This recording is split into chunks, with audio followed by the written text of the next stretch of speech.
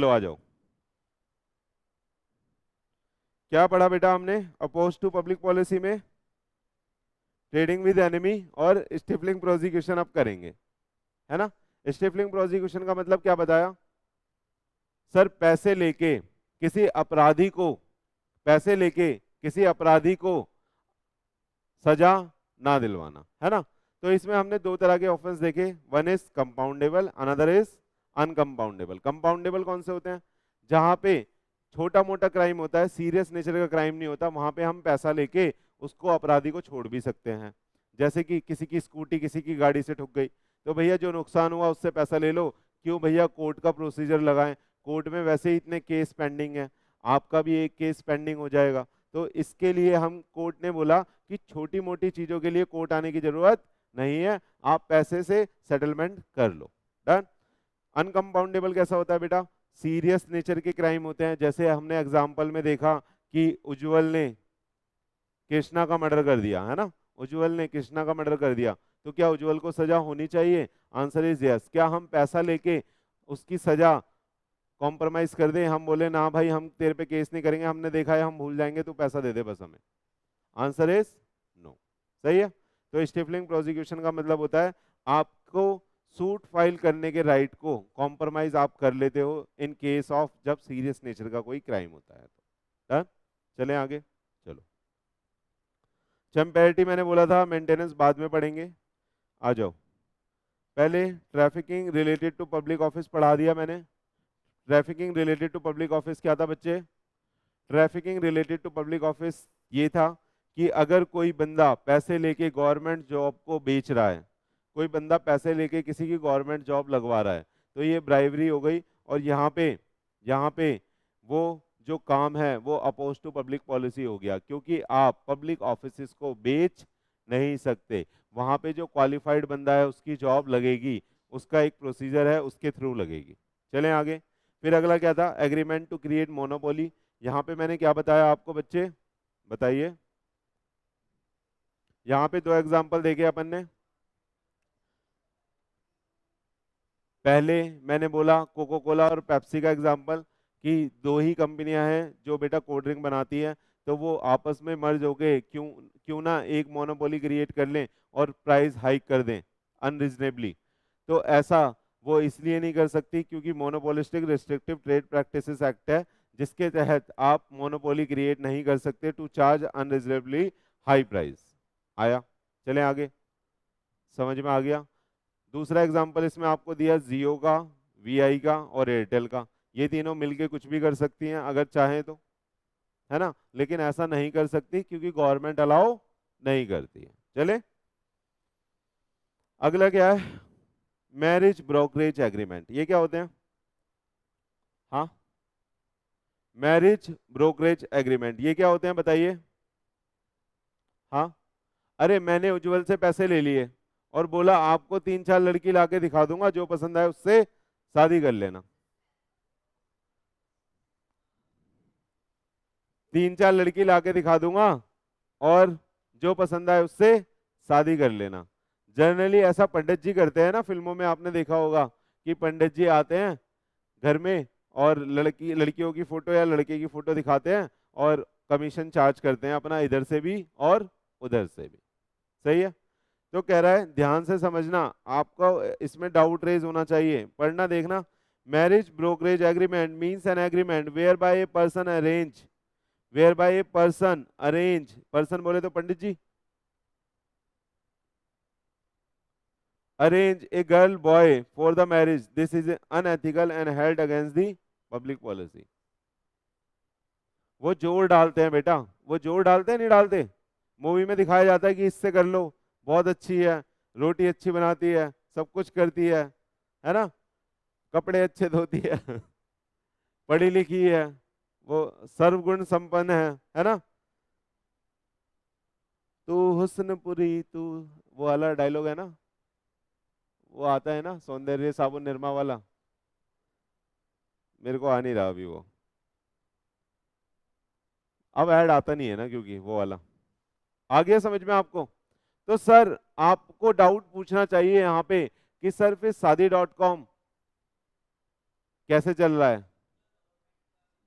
अच्छा गवर्नमेंट का है वो, बोलिए सर। शादी.com कैसे चल रहा है फिर?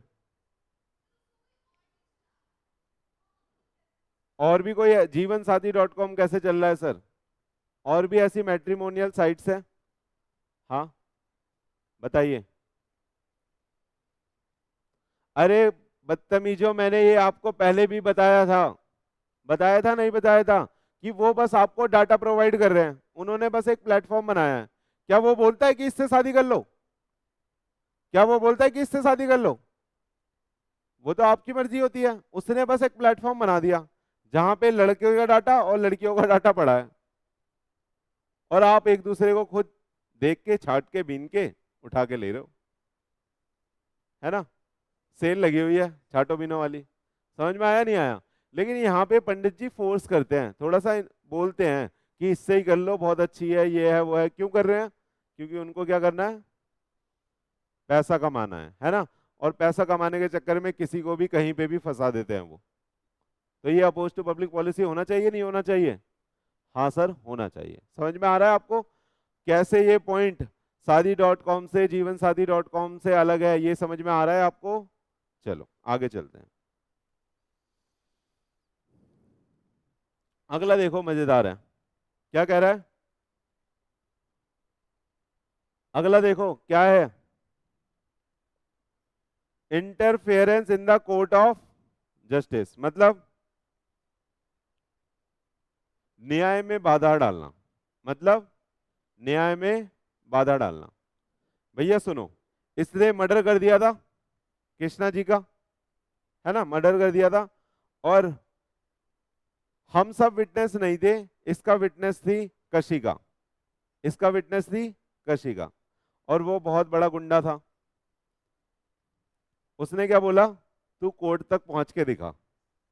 फिल्मों में देखा होगा आपने, कोर्ट तक ही नहीं पहुंचने देखे देते, बीच में से ही उठा लिया। अब विटनेस, आज डेट लगी हुई है, जज साहब वेट कर रहे हैं, विटनेस आएगा विटनेस आएगा, विटनेस को कहीं बांध रखा है, विटनेस को पकड़ के कहीं बांध रखा है, आने ही नहीं दे रहे। बताओ, तो ये हम क्या अच्छा कर रहे हैं? हाँ, अपोज टू पब्लिक पॉलिसी होना चाहिए। हाँ जी होना चाहिए, क्योंकि हम क्या कर रहे हैं? इंटरफेयर कर रहे हैं किसको? कोर्ट की प्रोसीडिंग को। देखो देखो, here the interference means disturbance or inducing the judge or witness to work or act corruptly. This type of agreement is void ab initio. यहाँ पे लाइन में अलग बातें भी लिखी हुई हैं, लेकिन जो मैंने एग्जांपल दिया वो भी यहाँ पे चलेगा। यहाँ पे कह रहा है कि आपने जज को ही खरीद लिया। भैया उसने मर्डर करा था, वो इतना बड़ा आदमी था, उसने बोला जज साहब को 100 करोड़ दे दूंगा। अरे सलमान खान था वो। हाँ, शाहरुख खान। क्या? 100 करोड़ में जज साहब को खरीद लिया, विटनेस को ही खरीद लिया।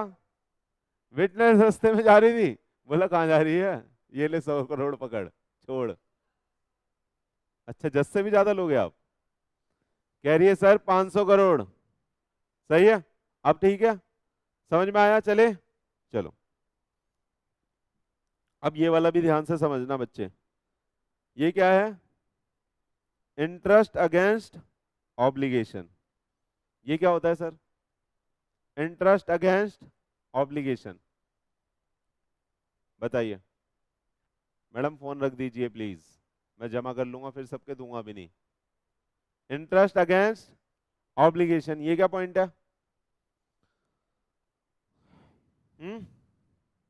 समझाऊं? नहीं आ रहा समझ? सुनो, मेरा सीए का ऑफिस था, डन है ऑलरेडी, और ये चारों बच्चे जो बीच में बैठे हैं बदतमीज, मेरे आर्टिकल्स थे। कौन थे? आर्टिकल समझते हो? आपको आर्टिकलशिप करनी पड़ेगी, अभी आगे जाओगे आईपीसीसी के बाद ट्रेनिंग करनी पड़ेगी। आप चारों क्या थे? मेरे आर्टिकल थे। मैंने एक अपने बहुत बड़े क्लाइंट के पास आप लोगों को भेजा कि वहां पे जाके आपको ऑडिट करना है। आपकी टीम बना दी, एक आप में से कोई सीनियर हो गया, बाकी सब जूनियर हो गए। ठीक है, आप चले जाते हो वहां, ऑडिट करते हो। ऑडिट मैंने आपको किस लिए भेजा है वहां पे? हाँ, ऑडिट करने के लिए आप एज ए मेरे एजेंट काम कर रहे हो, आपकी कुछ ड्यूटीज होंगी, आपको बस वो परफॉर्म करना है वहां पे और आ जाना है। ये ज्यादा दिमाग लगाना है वहां पे नहीं, जो मैंने काम बोला होगा वो करना है आपको, है कि नहीं ट्रेनिंग में। लेकिन आप क्या कर रहे हो वहां पे जाके, आपने एक अलग से अपनी फर्म खोली हुई है चारों ने मिलके। सर हम ना, आप सर से अकाउंटिंग कराते हो, सर कितने पैसे लेते हैं आपसे? तो उसने बोला यार सर तो बहुत चार्ज करते हैं, 2.5 लाख रुपए महीना। आपने बोला सर ये काम आपका हम कर देंगे 50,000 रुपये महीने में। ये काम आपका, आप क्लाइंट को बोल रहे हो, ये काम आपका हम चारों मिलके कर देंगे 50,000 रुपये महीने में। सर को छोड़ो सर, हमसे कराओ। तो ये क्या हो रहा है, मैंने वहां आपको क्या परफॉर्म करने भेजा था, आपकी ऑब्लिगेशन, लेकिन आपने वहां पे क्या क्रिएट कर लिया, अपना इंटरेस्ट। आपने क्या क्रिएट कर लिया वहां पे, अपना इंटरेस्ट। समझ में आया अब, इंटरेस्ट अगेंस्ट ऑब्लिगेशन। अब नीचे देखते हैं क्या लिखा है, देखिए, an agreement by an agent to receive without his principal consent compensation from another for performance of his agency is invalid. समझ में आया, मैंने जो केस बनाया वो भी समझ में आया, इसका भी बता देता हूं। कह रहा है क्लाइंट ने कुछ पैसा दिया आपको और आपने वो मेरे को बताया नहीं, चारों ने बांट लिया। तो आपको ऑब्लिगेशन परफॉर्म करने भेजा था, लेकिन आपने क्या कर लिया, अपना इंटरेस्ट बना लिया। सही है, तो ये अपोज टू पब्लिक पॉलिसी होना चाहिए या नहीं होना चाहिए? होना चाहिए। आया समझ में? चले, चलो सुनो सुनो अब, सुनो सुनो सुनो।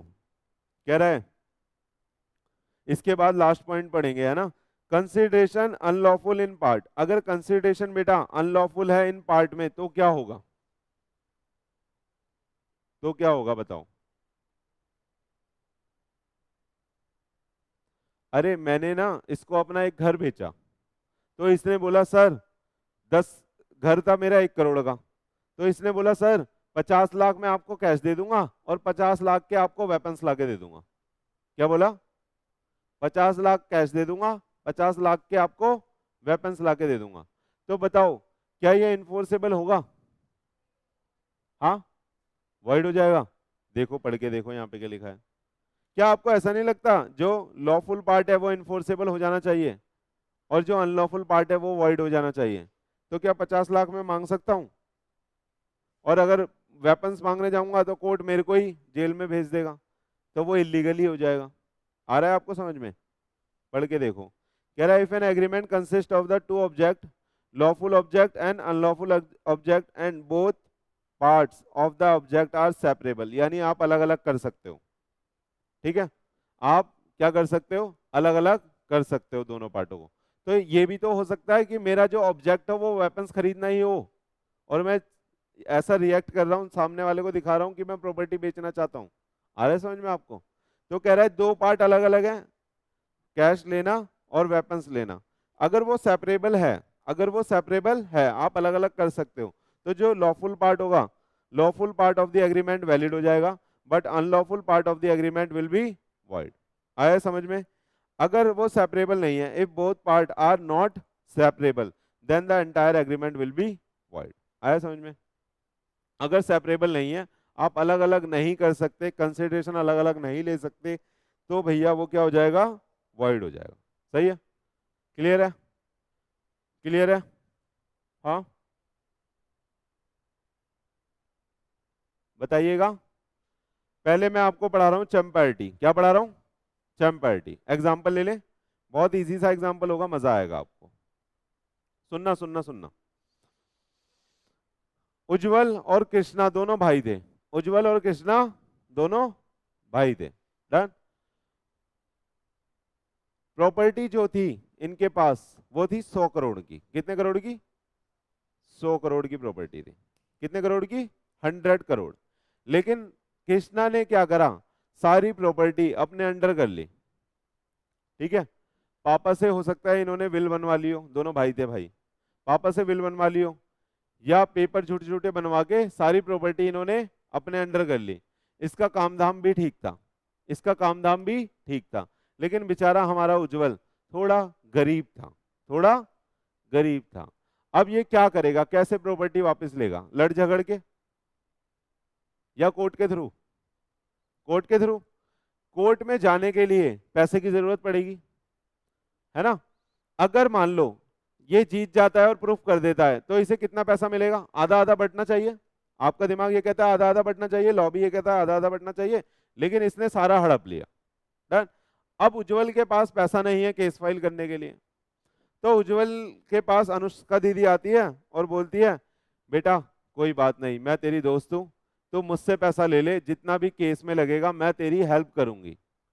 ध्यान से समझना, क्या बोला अनुष्का ने, जितना भी पैसा केस फाइल करने में लगेगा, केस लड़ने में लगेगा, मैं तेरी हेल्प करूंगी और तेरी प्रॉपर्टी तेरे को दिला के रहूंगी, तेरा पैसा तेरे को दिला के रहूंगी। लेकिन सुनना, आप ट्विस्ट यहां पे है, लेकिन जब तू केस जीतेगा ना तो उसमें से जो तेरे हिस्से में 50 करोड़ आएंगे उसमें से 25 मेरे होंगे। हल्के में ले रहे हो क्या दीदी को, उसमें से 25 मेरे होंगे। अब यहां पे मेरे को सोच के बताना, क्या दीदी का इंटरेस्ट भाई की हेल्प करना है, या दीदी का इंटरेस्ट 25 करोड़ में है?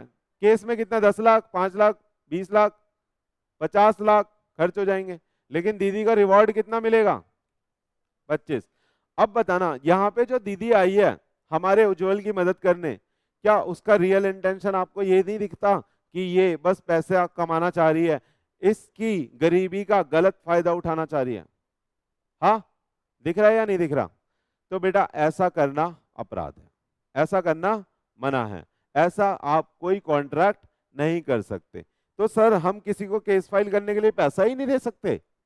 मैंने ये मना नहीं करा, मैंने ये मना नहीं करा। दे सकते हो आप पैसा, लेकिन आप उससे उसके केस की प्रोसीड शेयर नहीं कर सकते। आप ये बोलोगे कि उज्जवल मैं तेरे को जितना भी केस में पैसा लग रहा है वो तुम इससे वो तुम मुझसे ले लियो, मैं इसके ऊपर एक नॉर्मल रेट ऑफ रिटर्न से इंटरेस्ट चार्ज करूंगी, वो तू मेरे को दे दियो जितना मार्केट में मेरे को मिल जाता। ये ठीक लग रहा है नहीं लग रहा?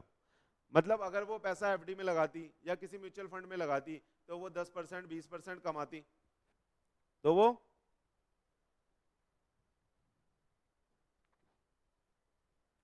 बोलो बेटा, तो वो दीदी 10% 20% कमाती, तो ये बात तो ठीक है ना, क्योंकि उसके पैसे की भी भाई वैल्यू है, अगर वो कहीं लगाती तो कमाती, अपॉर्चुनिटी कॉस्ट आपने पढ़ी होगी बचपन में। डन। तो उस केस में ये इलीगल नहीं होता। अगर ये किस चीज की डिमांड करती, मेरा पैसा वापस दे देना जब तू जीत जाएगा और उसके साथ थोड़ा सा इंटरेस्ट दे देना मेरे को जो मैं मार्केट में लगा के कमाती, अगर वो ये वापस मांग रही है तो ये मांग सकती है, तब ये चंपैल्टी नहीं होगा। आ रहा है या नहीं आ रहा? आ रहा है या नहीं आ रहा? सही है। अब चले मेंटेनेंस पे। हाँ, मेंटेनेंस पे चले। सुनो, अब इस एग्जांपल को हल्का सा मॉडिफाई करते हैं मेंटेनेंस के लिए। इन दोनों का डिस्प्यूट अभी हुआ नहीं है। सुनो इधर, दूसरा एग्जांपल है, कृष्णा का और उज्जवल का भी डिस्प्यूट हुआ नहीं है, लेकिन कृष्णा और अनुष्का दीदी की लड़ाई हो गई। ये दोनों फ्रेंड थे, तीनों फ्रेंड थे, कॉमन फ्रेंड, और अनुष्का किसी पार्टी में मिले और कृष्णा और अनुष्का दीदी की बहुत तगड़ी वाली लड़ाई हो गई। ठीक है, लड़ाई हो गई, ध्यान से समझना। लड़ाई होने के बाद ये अपने घर, सब अपने अपने घर आ गए। बाद में इन दोनों का एक छोटा सा डिस्प्यूट हो गया। किसका? आपस में भाइयों का। किस किसका? कृष्णा और उज्जवल का छोटा सा डिस्प्यूट हो गया। अब सीन वही है कि उसके पास पैसा नहीं है, लेकिन यहाँ पे सीन ये है कि वो केस भी फाइल नहीं करना चाहता। वो ये बोलता है कि मेरा भाई बहुत अच्छा है, मेरे को बाद में पैसे दे देगा, अभी इसको जरूरत है, तो अभी इसने कुछ टेंशन में ऐसे ऐसे बोल दिया। ठीक, तो वो अभी केस फाइल नहीं करना चाहता। लेकिन अनुष्का दीदी बार बार इसके घर आती है, बोलती है उस पर केस कर, मेरे को कुछ नहीं पता, इसके ऊपर केस फाइल कर, इसने मेरे को ऐसा ऐसा उल्टा उल्टा बोला था, मेरे को नहीं पता, इस पे केस फाइल कर, मैं पैसे दूंगी, सब कुछ मैं करूंगी, तू कुछ मत कर, तू बस अपना नाम रख। यहाँ पे अनुष्का दीदी क्या करना चाह रही है? बस अनुष्का दीदी हमारे कृष्णा भाई को परेशान करना चाह रही है। परेशान करने का मतलब होता है अनॉय करना। क्या? बस हमारे कृष्णा भाई को क्या कर रही है? वो परेशान करना चाह रही है ना। और क्या इस केस में उसका कोई इंटरेस्ट है? उसका कोई यहाँ पे इंटरेस्ट नहीं है, बस इसका क्या इंटरेस्ट है, बदला लेना है मेरे को। आ रहा है समझ में? तो क्या ये भी आपको अपोज टू पब्लिक पॉलिसी नहीं लगता? ये भी अपोज टू पब्लिक पॉलिसी है। आप ऐसे किसी को भड़का के किसी के खिलाफ अपना बदला नहीं निकालोगे। सही है? तो ये था मेंटेनेंस और ये था बेटा चम्पैरिटी। एक बार पढ़ लें यहां से। हाँ,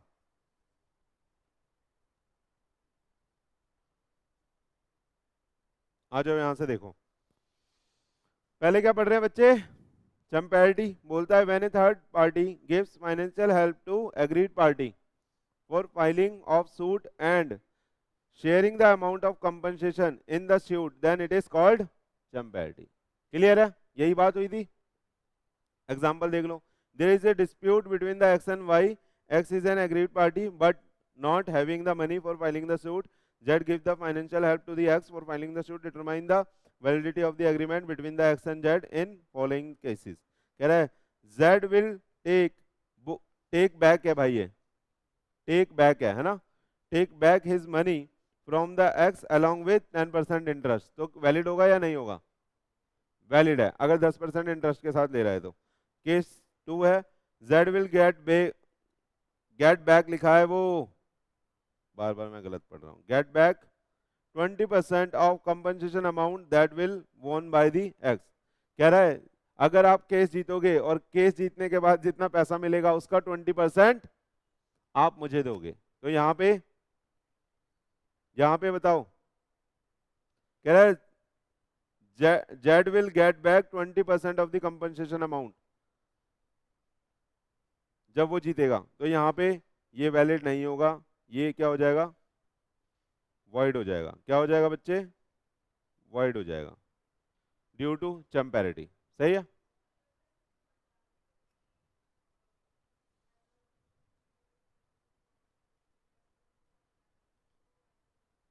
जीतोगे तो ये बोल के आप पैसा नहीं दे सकते कि कंपनसेशन अमाउंट में आप शेयरिंग करोगे, क्योंकि कंपनसेशन अमाउंट हमेशा उसका एक्सक्लूसिव राइट होता है जो केस फाइल कर रहा है। वो अपनी मर्जी से दे देना तो बात अलग है।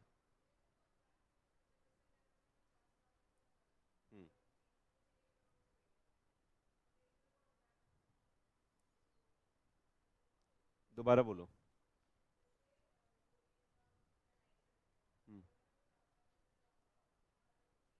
अनुष्का ने बोला ऐसा कि मैं 50 लाख लगाऊंगी। हाँ हाँ, अमाउंट, हाँ नहीं, रीजन चम्पैरिटी। क्योंकि सुनो, आप अगर किसी की केस फाइल करने में हेल्प कर रहे हो ना, तो वो हेल्प दिखनी चाहिए, वो हेल्प दिखनी चाहिए। यानी आप बस अपना पैसा वापस मांग सकते हो और आप उस पर इंटरेस्ट मांग सकते हो, वो भी नॉर्मल रेट से। डन। वो आपको पैसा एक्स्ट्रा दे दे अपनी मर्जी से, वो बात अलग है। खुश होके कि आपने भाई मेरी मदद करी थी, मैं तेरे को 2 करोड़ गिफ्ट दे रहा हूँ, दे सकता है। समझ में आया? लेकिन आप डिमांड नहीं कर सकते, ऐसा कॉन्ट्रैक्ट नहीं कर सकते। यही तो पढ़ा रहा हूँ। आया? और मेंटेनेंस क्या था? मेंटेनेंस आपको बुक से ही पढ़ना पड़ेगा, क्योंकि ये वाला मेंटेनेंस मेरे को ठीक नहीं लगता। तो मेंटेनेंस में बस 2 चीजें मेन है। आपका कोई इंटरेस्ट नहीं होगा, ना आपका पैसे में कोई इंटरेस्ट है, ना आपका केस में कोई इंटरेस्ट है। बस आप सामने वाले को अनॉय करने के लिए, अगर सामने वाले को अनॉय करने के लिए यानी किसी थर्ड पर्सन को, जैसे कृष्णा को परेशान करने के लिए दीदी ने उसको पैसा दिया, तो उस केस में उसको हम क्या बोलेंगे? मेंटेनेंस। और वो कॉन्ट्रैक्ट भी क्या बन जाएगा? वॉइड बन जाएगा। आया या नहीं आया? आया या नहीं आया? तो हमने सारे कॉन्ट्रैक्ट खत्म कर लिए जो जो अपोज टू पब्लिक पॉलिसी होते हैं। एक बार रिवाइज करेंगे बस हेडिंग हेडिंग से। देख लीजिए, देख लीजिए। पहला क्या है? Trading with enemy, oppose to public policy है। दूसरा क्या है? स्टिफलिंग प्रोसिक्यूशन, याद हो जाएगा। स्टिफलिंग प्रोसिक्यूशन में 2 चीजें याद पता है आपको, कंपाउंडेबल और अनकंपाउंडेबल। बोलो। फिर आ जाइए चैम्पैरिटी मेंटेनेंस, अभी अभी पढ़ा, ये तो बहुत ही चोखा होगा, बढ़िया बढ़िया याद होगा। आगे आ जाए, trafficking related to public office, भैया जॉब लगवा दो पैसा लेके, गलत है। मोनोपोली क्रिएट करना, गलत है। वहां पे ये लिख के आना monopolistic restrictive trade practices act में मना है। चलें आगे। फिर कहता है मैरिज ब्रोकरेज करना, पंडित जी जो होते हैं हमारे, जो जबरदस्ती किसी लड़की की शादी लड़के से या लड़के की शादी लड़की से कराना चाहते हैं, ठीक है, पैसा लेके, तो वो भी बेटा गलत है और वो भी अपोज टू पब्लिक पॉलिसी है। आगे आ जाए, interference in the court of justice, आप जज साहब को नहीं खरीद सकते हमारे, आप हमारे विटनेस को नहीं खरीद सकते, आप कोर्ट की यानी न्याय की प्रोसीडिंग में बाधा नहीं डाल सकते। आ रहा है या नहीं आ रहा? आगे, इंटरेस्ट अगेंस्ट ऑब्लिगेशन, अगर आप एजेंट की तरह काम कर रहे हैं तो भैया एजेंट की तरह ही काम करेंगे, वहां पे अपना इंटरेस्ट क्रिएट नहीं कर सकते। यानी इसमें आप ये भी लिख सकते हो कि आप सीक्रेट प्रॉफिट नहीं कमा सकते। सीक्रेट प्रॉफिट समझते हो? जो सामने वाले को अपन बताएंगे नहीं, चुपके से प्रॉफिट कमा लेंगे। आया? जैसा आप कर रहे थे यार, आपने बोला ना सर 2.5 लाख का काम मैं 50,000 में कर दूंगी, है ना? तो वो सीक्रेट प्रॉफिट बनाना हो गया। आगे आ जाओ, कंसिडरेशन अनलॉफुल इन पार्ट होता है तो आप क्या करते हो, अगर सेपरेबल है तो जो लॉफुल पार्ट है वो वैलिड हो जाएगा, जो अनलॉफुल पार्ट है वो वॉइड हो जाएगा, अगर सेपरेबल नहीं है तो पूरा का पूरा वॉइड हो जाएगा, क्योंकि आटे के साथ वो एक मछली पूरे तालाब को गंदा कर देती है। हाँ, आया या नहीं आया? चलें आगे, फिर बुक से भी देखना है हमें। आ जाओ, आ जाइए मुन्ना, बस ये खत्म करके फिर हम बुक से देखेंगे, 2 पेज हैं बस, है ना? या पहले बुक से देख लें, इसको अगली क्लास के लिए रख दें? बोलो, क्योंकि ये इंपॉर्टेंट है, मैं चाहता नहीं कि ऐसे हल्के पने में पढ़ाऊं आपको। 10 बज चुके हैं। हाँ, आइए, ये मैं बस आपको हेडिंग बता देता हूँ। ये जो है, जो ये अगला पॉइंट है बेटा, ये वो एग्रीमेंट है जो हमने लिख के बोल दिया कि ये एक्सप्रेसली वॉइड है। हमने पढ़ा था ना सेक्शन 10 में, एसेंशियल ऑफ वैलिड कॉन्ट्रैक्ट। अरे पढ़े थे नहीं पढ़े थे? क्या होता था उसमें? एसेंशियल कुछ सेक्शन 10 में दे, कुछ अदर देन सेक्शन 10 में दे। जो सेक्शन 10 में दे उसमें जो लास्ट पॉइंट था वो क्या था? Declared void. ये वही है, एग्रीमेंट एक्सप्रेसली डिक्लेयर्ड वॉइड, जिन्हें हमने लिख के बोल दिया कि ये वॉइड है। जैसे किसी को शादी करने से रोकना, रेस्ट्रेन, पढ़ाई देता हूं, restrain of marriage, restrain of marriage. ये बताया था उस दिन भी कि आप अगर मेजर हो, मेरे बच्चे, आप अगर मेजर हो तो आपको शादी करने से कोई नहीं रोक सकता। इसका मतलब ये नहीं आज ही जाके कर लोगे।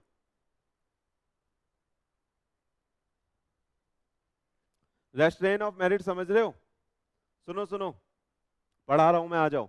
रेस्ट्रेन का मतलब है रोकना, और मैरिज का मतलब आपको बहुत अच्छे से पता है, तो शादी करने से रोकना। सुनिए, अगर आप अगर आप मेजर हो तो आप अपनी मर्जी से शादी करोगे, आपके घर वाले आपको रोक नहीं सकते। इसका मतलब ये नहीं कि घर वालों की माननी नहीं है। सुनो सुनो, इसके साथ मैं एक ज्ञान जरूर देता हूँ, प्लीज सुन लो।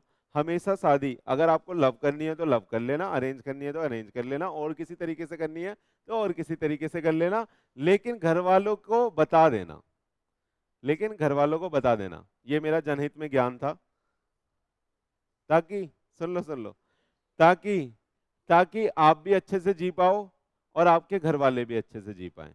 क्योंकि आपका जन्म बेटा आपके घर वालों की मर्जी से हुआ है, आपकी मर्जी से नहीं हुआ, तो कुछ ना कुछ तो वो अहमियत रखते हैं आपकी लाइफ में। प्लीज प्लीज प्लीज, कुछ ना कुछ तो वो अहमियत रखते हैं आपकी लाइफ में। तो आपसे ज्यादा उनको ठेस पहुंचेगी अगर उनको पता नहीं रहेगा कि आप किसके साथ कहाँ पे भागने वाले हो। समझ में आ रहा है आपको? मैं ये मना नहीं कर रहा आपको कि लव मैरिज नहीं करनी, लेकिन घर वालों की मर्जी से। चले, चलो, ये ज्ञान था भाई जनहित में, ये कोई सिलेबस का पार्ट नहीं है। आ जाओ पढ़ लो। The right to marriage come under the preview of article 21। ये क्या होता है? आर्टिकल 21 भाई कॉन्स्टिट्यूशन का आर्टिकल है ना, जो राइट टू लिबर्टी देता है आपको, कि आपको स्वतंत्रता से जीने का अधिकार है। क्या है? आपको स्वतंत्रता से जीने का अधिकार है। आइए, which is considered to be the heart and soul of the Indian constitution, क्यों? It's guarantees the right to life, right to live होगा या लाइफ होगा, and personal liberty to the citizen as well as non citizen of the India. यानी ये बोलता है कि right to liberty, article 21 simply right to liberty की बात करता है। राइट टू लिबर्टी का मतलब होता है कि आपको स्वतंत्रता से जीने का अधिकार है, कोई आपको रोक नहीं सकता। आ रहा है समझ में? तो आप जब मेजर हो जाते हो तो आप शादी कर सकते हो। देखो, pursuant to the section 26 of the Indian contract act, an agreement that imply the impediment on the marriage, यानी मना कर रहा है, either wholly or partly, the term of which is prescribed not to marry the certain people of the specified class or community or to remain unmarried till a predetermined period is void। यानी आपके घर वाले या कोई भी व्यक्ति आपसे ये कॉन्ट्रैक्ट नहीं कर सकता कि आपको इतने साल तक या कभी भी लाइफ में शादी नहीं करने देंगे। आ रहा है समझ में? आ रहा है समझ में? नहीं आ रहा? आ जाओ आगे। दो, these agreement resemble to be a valid, हालांकि ये दिखता वैलिड है कि कोई बात नहीं, पैसे मेरे को पैसे दे दो, मेरे को पैसा चाहिए, प्यार नहीं चाहिए, मेरे को पैसा चाहिए, पैसा दे दो, मैं शादी नहीं करेगा। आ रहा है समझ में? नहीं आ रहा? लेकिन ये दिखता तो आपको वैलिड है, लेकिन ये वैलिड नहीं है। ठीक है? दो these agreement resemble to be valid as it fulfil the all the essential requirement of a valid contract, it is specially declared as void as it is considered as the injury to the moral welfare of the people। आ गया? Clear है? बोलो बोलो, clear है क्या? तो कोई भी भैया आपको रोक नहीं सकता, आज बोल देना, ऐलान कर देना घर में जाके कि पढ़ के आए हैं सर। ठीक है? ये मत बोलना मैंने पढ़ा है, मैंने क्योंकि आपको जनहित वाला ज्ञान भी दिया है, तो कभी ऐसा मत करना, हमेशा अपने घर वालों की मर्जी से करना। आ जाओ, रेस्ट्रेन ऑफ ट्रेड, ये क्या होता है सर? हाँ, अगर आप आलू का ठेला लगाते हो, तो आपके बगल में कोई आलू का ठेला ना लगा ले, क्या आप उसे रोक सकते हो? हाँ, आप किसी को व्यापार करने से रोक नहीं सकते। यानी व्यापार का अधिकार दिया गया है हमारे कॉन्स्टिट्यूशन में और हमारे एक्ट में कि भैया कोई जो बंदा है वो जैसा व्यापार आप कर रहे हो आपके सामने भी वो कर सकता है। आ रहा है समझ में? देखो, लेकिन यहाँ पे कुछ एक्सेप्शन भी है, लेकिन यहाँ पे कुछ बच्चे एक्सेप्शन भी है, यहाँ पे कुछ एक्सेप्शन है, पढ़ेंगे अभी। चलें, चलो।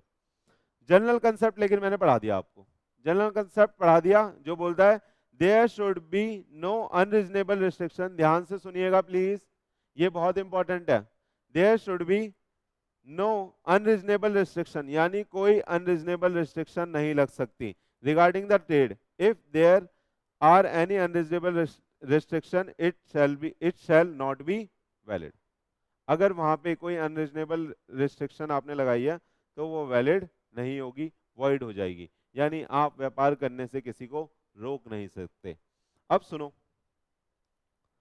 सुनना सुनना सुनना सुनना सुनना, क्या हम सर ऐसा एग्रीमेंट कर सकते हैं? सुनो सुनो बेटा, सुनो प्लीज, ऐसा एग्रीमेंट कर सकते हैं? आप मान लो चारों चार्टर्ड अकाउंटेंट थे, कौन थे चारों? आप चार्टर्ड अकाउंटेंट, और आप हमारे यहाँ जॉब करना चाहते हो, तो मैं आपको जॉब में रख तो लूंगा, लेकिन मेरे को आपसे एक खतरा है, समझ रहे हो, कि आप कहीं प्रैक्टिस में ना आ जाओ। जैसे सीए प्रैक्टिस में है, यानी वो अपना ऑफिस खोल के काम कर सकता है, कहीं आप भी जॉब तो मेरे पास कर रहे हो, साइड बाय साइड कहीं आपने भी अपना ऑफिस खोल रखा हो। आज तो क्लाइंट मेरा यहाँ आया है, कल आप बोलो सर वहां मिलना 500 में, समझ रहे हो, कहीं आप ऐसा ना कर लो।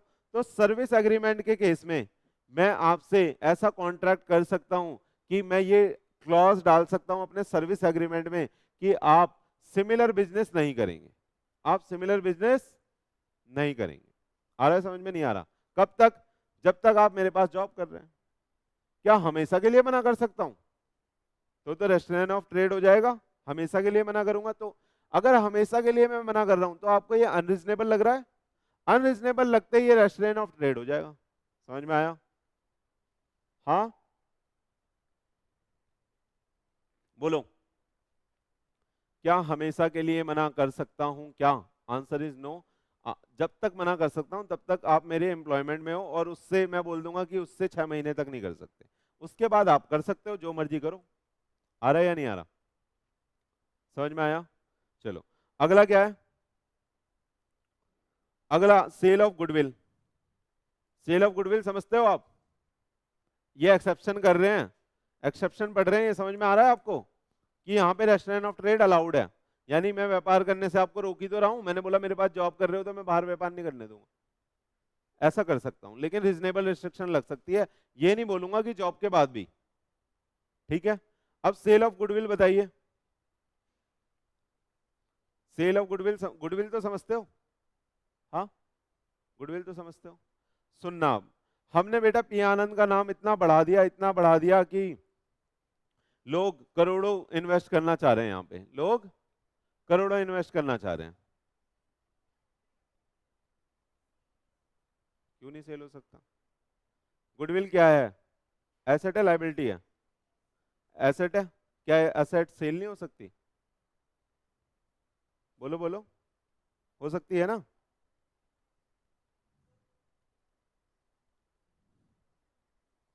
सुन लो, सुन लो, अकाउंट के सर से पूछना, बताएंगे आपको।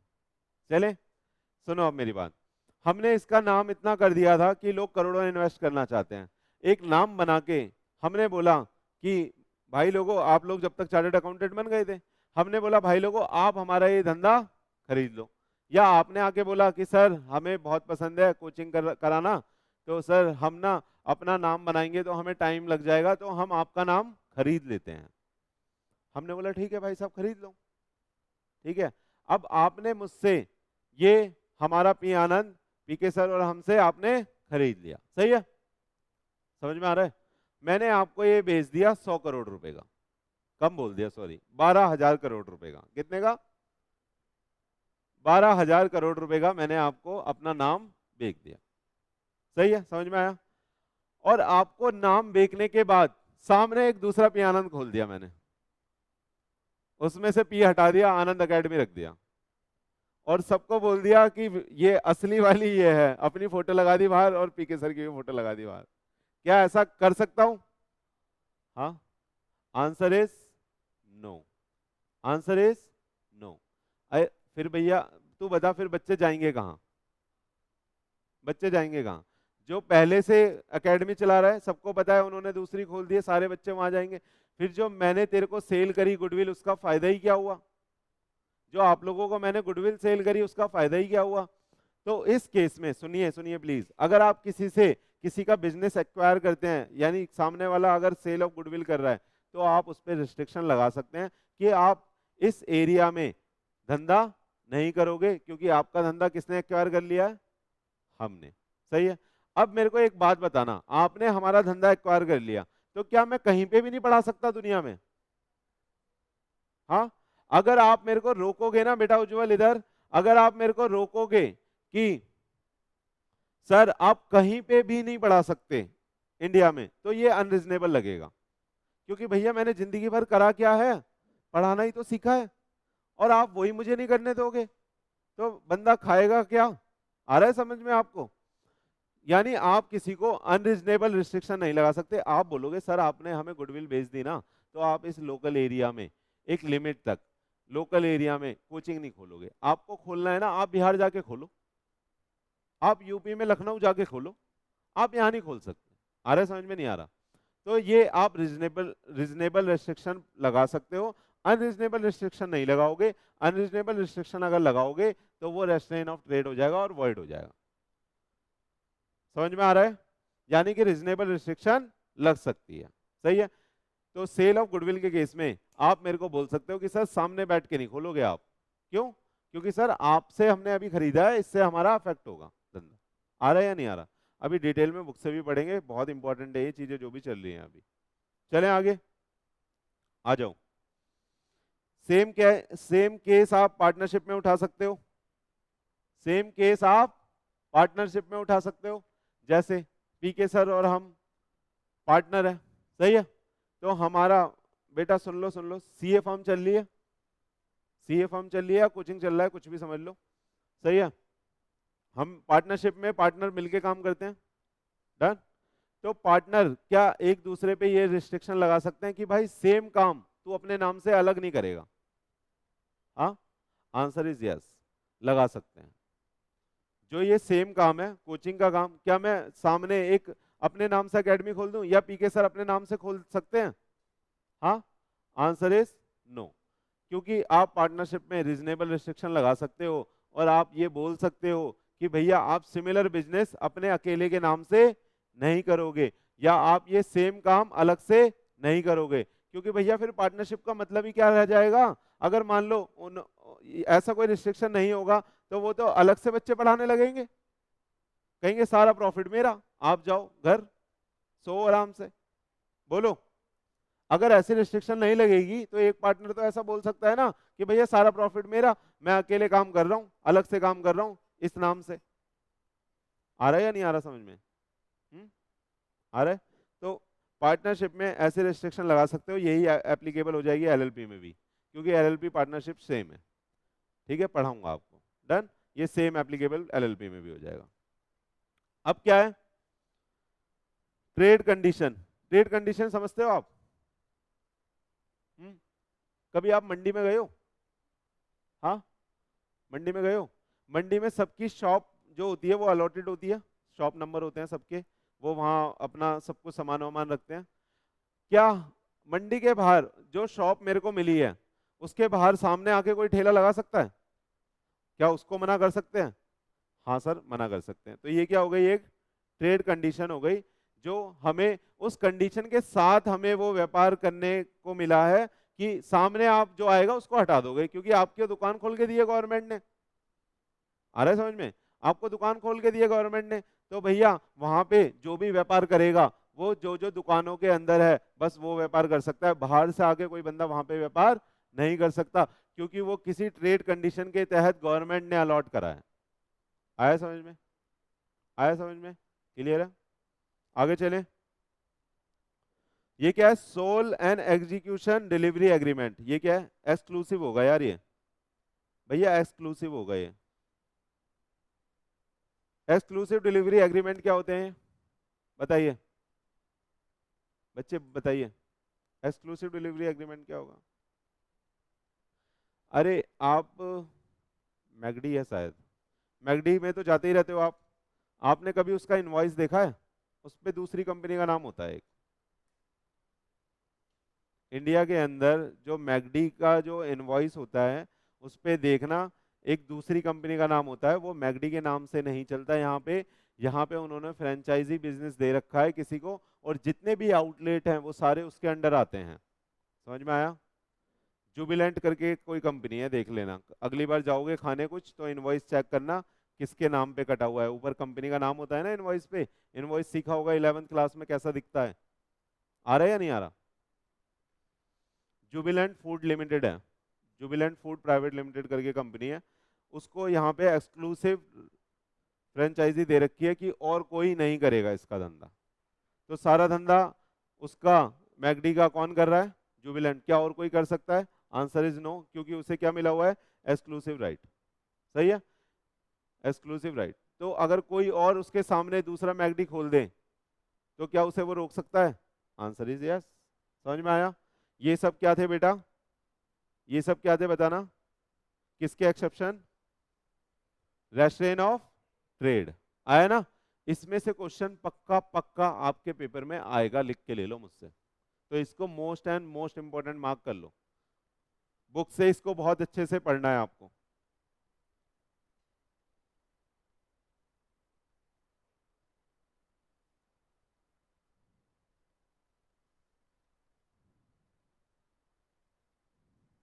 चलें आगे, बुक से किसी दिन और पढ़ लेंगे, आज खत्म कर लेते हैं, है ना? आ जाओ। अब अगला क्या पॉइंट आ रहा है, रेस्ट्रेन ऑफ ट्रेड समझ में आया ना क्लियरली? बेटा रेस्ट्रेन ऑफ ट्रेड क्लियरली समझ में आया?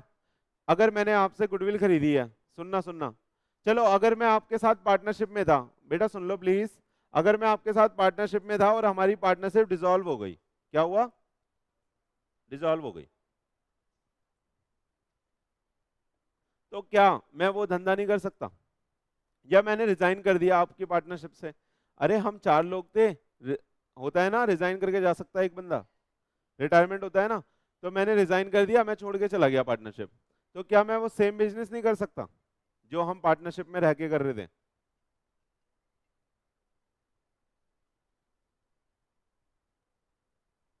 हाँ बोलो। हाँ कहाँ थे बेटा, कहाँ थे? पार्टनरशिप बिजनेस की बात करी मैंने, और मैंने क्या बोला कि अगर मैं रिजाइन कर दिया, मैं रिटायर हो गया, तो क्या मैं सेम बिजनेस कर सकता हूँ? बोलो बोलो। अरे वैशाली में हमारा ऑफिस था, हम सारे पार्टनर थे, हम सारे सीए बन गए थे, और हमारी बहुत बड़ी फर्म थी। मैंने वहां से रिजाइन कर दिया, मैं वहां का सीनियर पार्टनर था, मैंने वहां से रिजाइन कर दिया, ठीक। और मैंने सामने एक फर्म खोल ली, क्या खोल सकता हूँ? आंसर इज खोल सकता हूँ। सारे क्लाइंट आ जाएंगे मेरे पास, पार्टनरशिप से थे। हाँ तो सुनो, वहां पे रिजनेबल रिस्ट्रिक्शन लग सकती है कि अगले 2 सालों तक आप सेम बिजनेस हमारे सामने नहीं कर सकते, आप अगले 2 सालों तक सेम बिजनेस नहीं कर सकते, और आप हमारे क्लाइंट को सॉलिसिट नहीं कर सकते। हमारे क्लाइंट को सॉलिसिट करने का क्या मतलब है? मैं मैसेज नहीं भेज सकता कि अब मैंने अलग फर्म खोल लिया, आप सब मेरे पास आओ। खुद आ गए तो अच्छी बात है, मैंने सॉलिसिट नहीं करा, उसका कोई प्रूफ नहीं होना चाहिए, ठीक। तो सर मैं किसी भी एरिया में जाके सीए वाला काम नहीं कर पाऊंगा? फिर कर सकता हूं, क्योंकि भैया मेरे को आता क्या है, मेरे पे डिग्री किस चीज की है, उसी चीज की, तो मैं वही काम करूंगा। तो मैं और कहीं जाके कर सकता हूं, आपके एक ज्योग्राफिकल लोकल लिमिट में नहीं करूंगा। हाँ नहीं, बस लोकल लिमिट तो वसुंधरा वैशाली तो एक ही हो गया, है ना, दिल्ली में जाके कर सकता हूँ, ठीक है। आपको वो क्वेश्चन पढ़ के समझ में आ जाएगा कि दूर की बात कर रहा है, सही है, अनरीजनेबल बात हो रही है। क्या पूरे वर्ल्ड में आप रोक सकते हो? क्या पूरे इंडिया में रोक सकते हो काम करने से? किसी को नहीं रोक सकते। आप एक रिस्ट्रिक्शन एक स्पेसिफिक ड्यूरेशन या स्पेसिफिक लोकेशन तक लगा सकते हो, जो आपको it seems to be reasonable, सही है। चले आगे,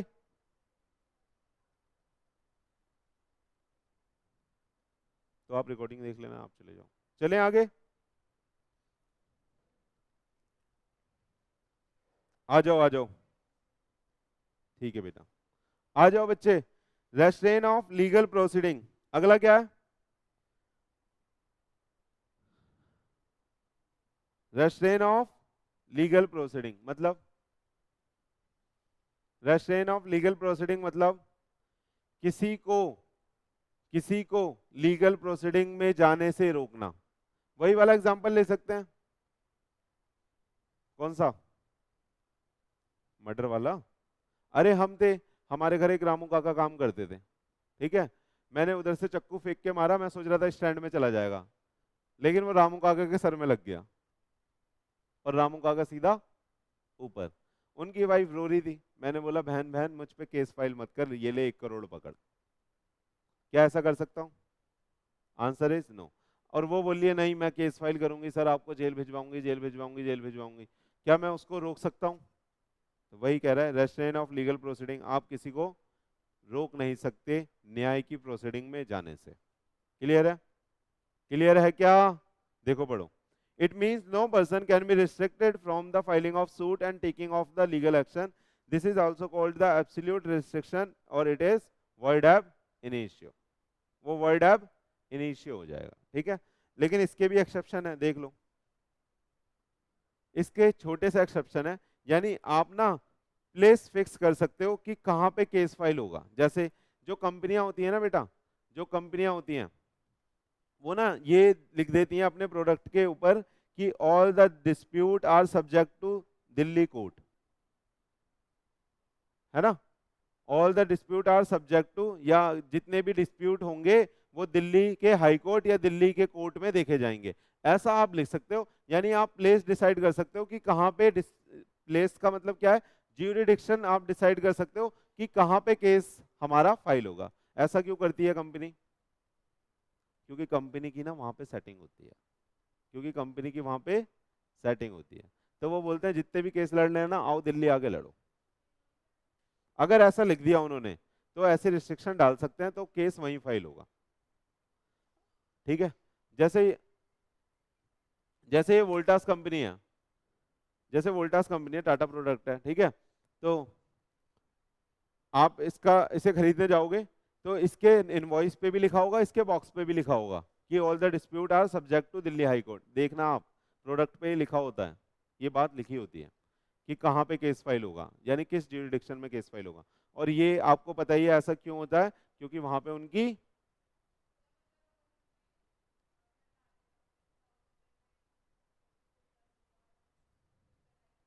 दिल्ली आना पड़ेगा। देखो,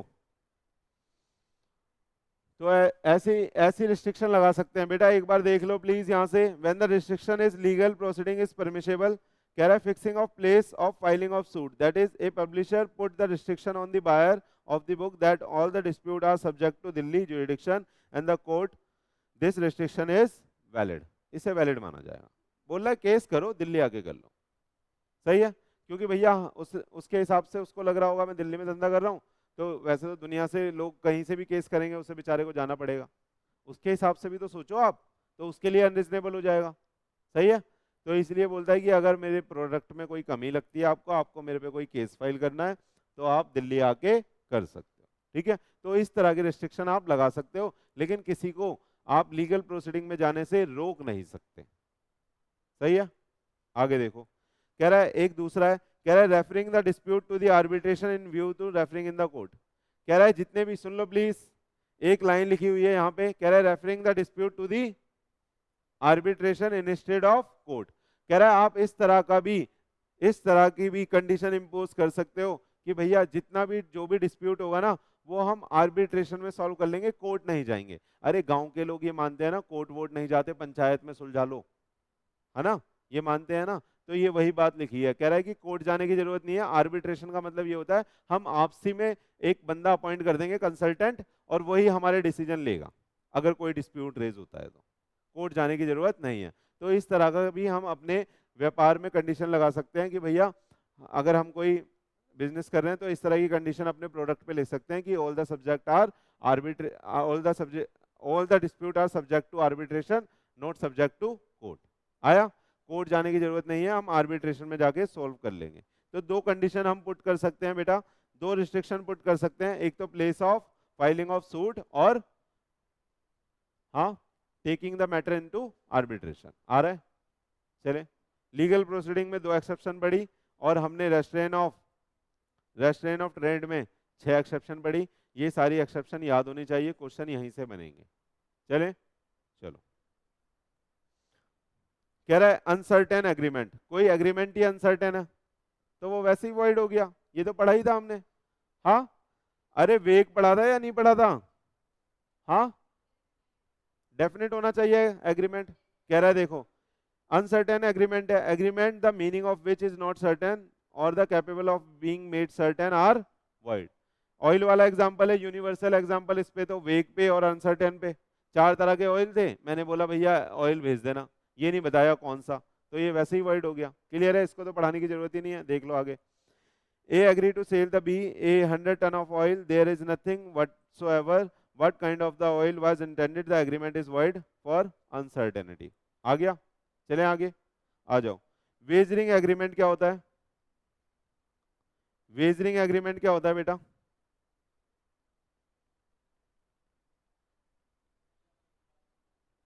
सुनो, ये मैं खुद बोल रहा हूं, इसको ये और भी ज्यादा इंपॉर्टेंट है, इसको नेक्स्ट क्लास में करेंगे, ठीक है। अभी लेकिन बुक्स से खोल लेते हैं, वेजरिंग बचा है बस हमारा इसमें, इस चैप्टर में हमारा क्या बचा है बच्चे? बस वेजरिंग एग्रीमेंट बचे हैं। वेजरिंग में आपको नेक्स्ट क्लास में कराऊंगा। अभी हमने जितना पढ़ लिया, हम 2 मिनट का ब्रेक लेते हैं, उसको फिर बुक से करते हैं, ठीक है। चलो, चलो, ऑन है, ऑन है, आ जाओ। नहीं, आ जाओ, मैं थोड़ा सा पढ़ के आपको दे देता हूँ फिर कमान। Legality of object and consideration, क्या ये कराया आज हमने? कह रहा है which consideration and object are lawful and those which are not. आ जाओ मैडम, आप पढ़ो। द कंसिडरेशन पढ़ लिया था ये, फॉरबिडन बाय लॉ। आगे,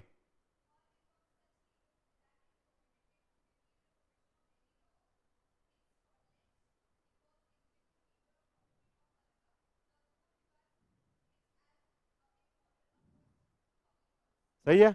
ये सब क्या है बेटा? बोलो, बोलो, बोलो। अनलॉफुल, इनके अलावा की नानी, अनलॉफुल, क्या है ये, है ना। अरे मैंने पढ़ा है ना आपको कि लॉ ने ये नहीं बताया लॉफुल क्या है, लॉ ने ये बताया कि अनलॉफुल क्या है। चले, चलो, चलो अम्मा पढ़ो।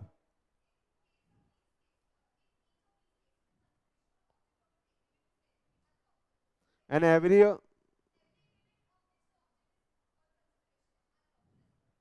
सही है, आ जाओ जल्दी।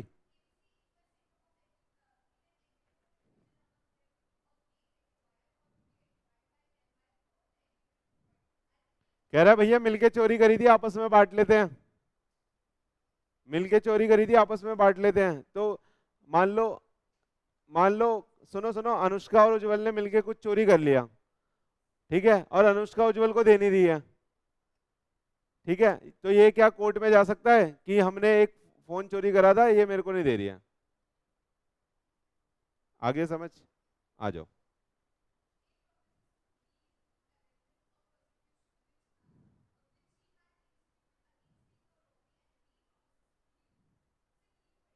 इन लियो, हाँ, इन लियो देर ऑफ,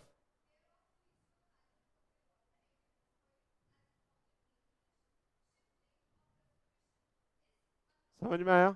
कह रहा है रॉबरी से, हमने कहीं पे जाके डकैती करी थी, डकैती करके पैसा उठा लिया, बहुत सारे गहने वहने चुरा के ले आए, बाद में वो सामने वाला बंदा हम पे केस फाइल कर रहा है, तो हम कह रहे हैं नहीं नहीं तू वापस ले ले, केस फाइल मत कर। ऐसा कर सकते हैं, answer is no. Case file तो वो करेगा, आप किसी को केस फाइल करने से रोक नहीं सकते। आ जाओ, आ जाओ,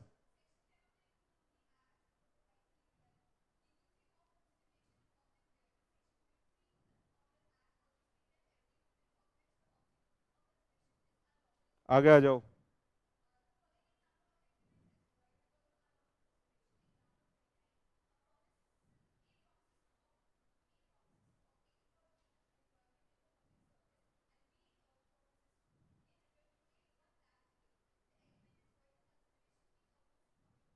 पढ़ा दिया क्या, पढ़ा दिया क्या, ये बात पढ़ा दी है क्या।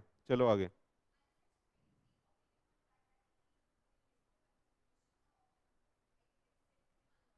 आ जाओ।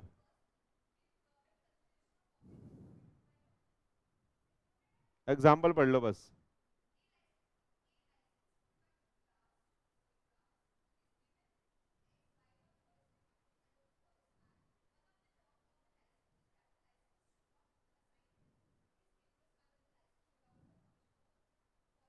कह रहा है किसी और को आप ये नहीं बोलोगे कि कोई दूसरा आके घास काट ले और पैसे ले जाए, समझ रहे हो। आ जाओ।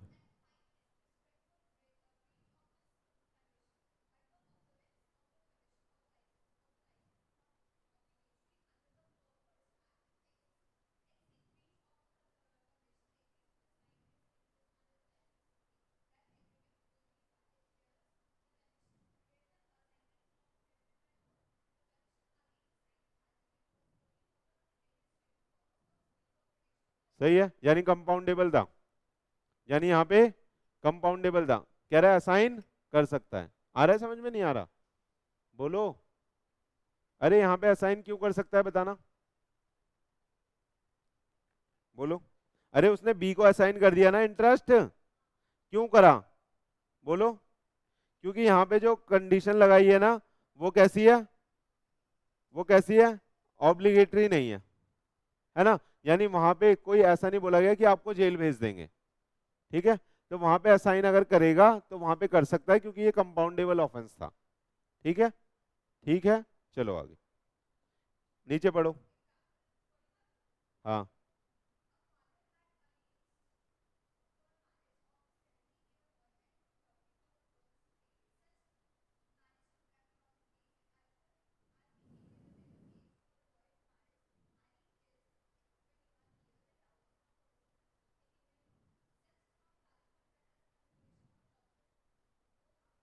सही है, कंसिडरेशन और ऑब्जेक्ट फॉरबिडन है, क्योंकि भैया आप छोटे बच्चे की शादी करा रहे हो तो वो तो गलत है ही। आगे आ जाओ।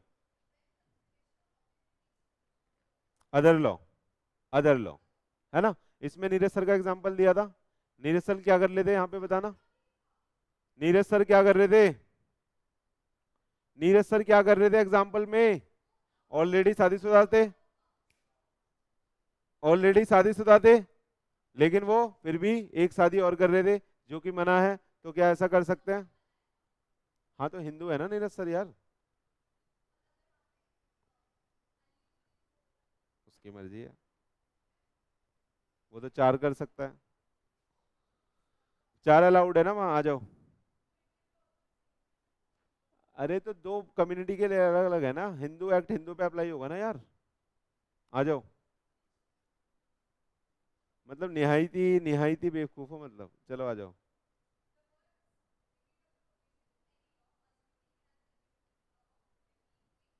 जल्दी जल्दी।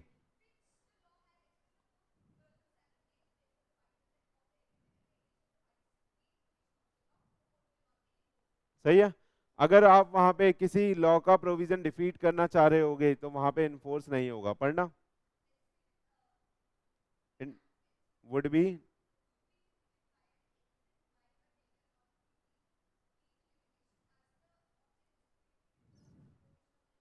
सही है। ये भी एग्जांपल हमने देख लिया था, लिमिटेशन ऑफ पीरियड अगर 3 साल है तो आप 3 साल ही बोलोगे, उससे ज्यादा नहीं बोलोगे क्योंकि वहां पे डिफीट हो जाएगा प्रोविजन। आ रहा है मैडम? आ रहा है? आगे चलो।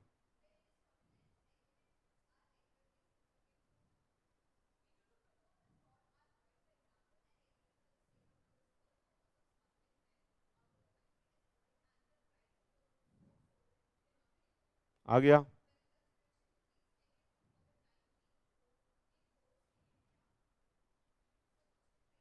कोई नहीं, आ गया जो।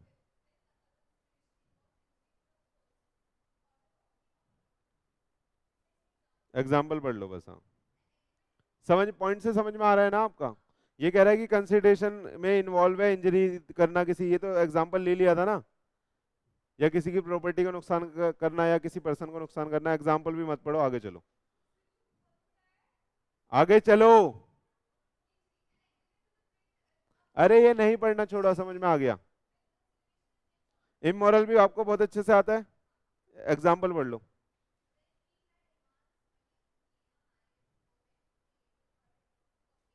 वाह, वाह, मजा आ रहा है।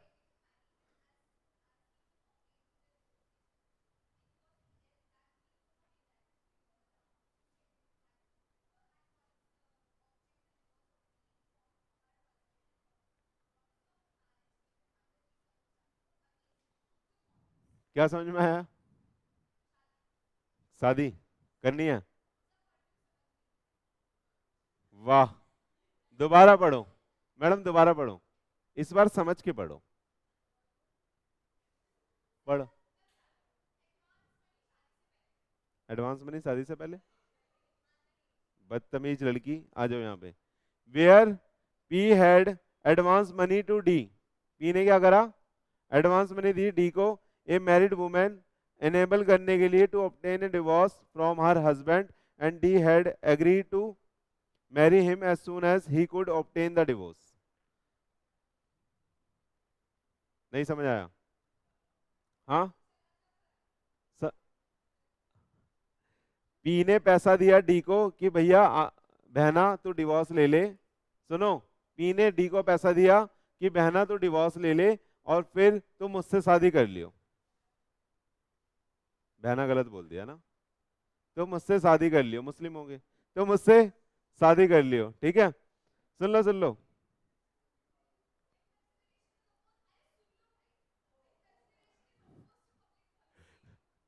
अबे आगे वहां नहीं, वो दोबारा पढ़ो एग्जाम्पल। और उसने बोला कि अगर आप डिवोर्स ले लोगे तो मैं शादी कर लूंगी, मतलब मेरे को डिवोर्स दिला दोगे तो। It was held that P was not entitled to recover the amount, P recover नहीं कर सकता since the agreement had for the object of the divorce of D. कह रहा है बाद में अगर वो शादी करने से इनकार भी कर देना, तब भी आप पैसा रिकवर नहीं कर सकते, तब भी आप पैसा रिकवर नहीं कर सकते। चलो